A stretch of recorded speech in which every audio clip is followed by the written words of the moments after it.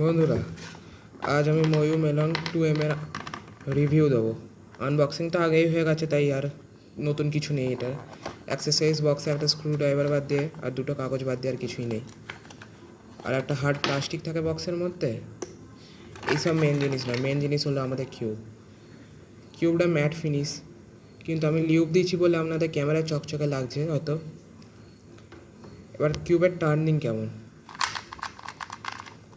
খুবই dissent average turning, খুব ভালো না বা খুব খারাপও নয় টার্নিংটা।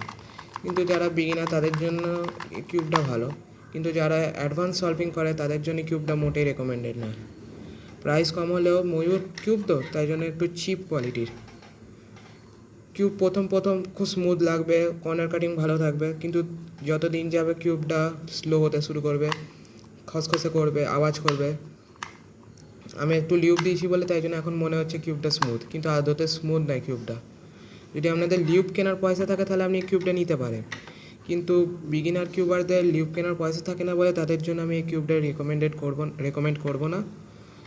আপনারা অন্যান্য কিউব যেমন ইউজ করতে পারেন, YJNC 2x2 একটু প্রাইস নেবে, কিন্তু এটা ভালো কিউব এর তুলনায়। এবার একটা সলভ করি।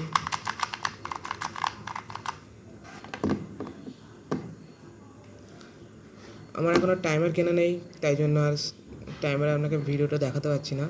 সলভ এবার শুরু করা যাক। প্রথমে ইন্সপেকশন।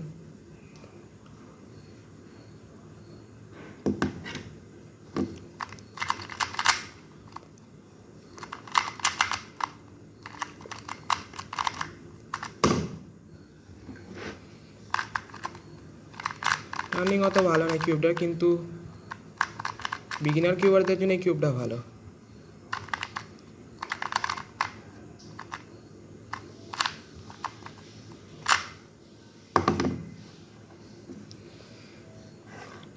এটাই ছিল মিলং 2M এর রিভিউ। ধন্যবাদ।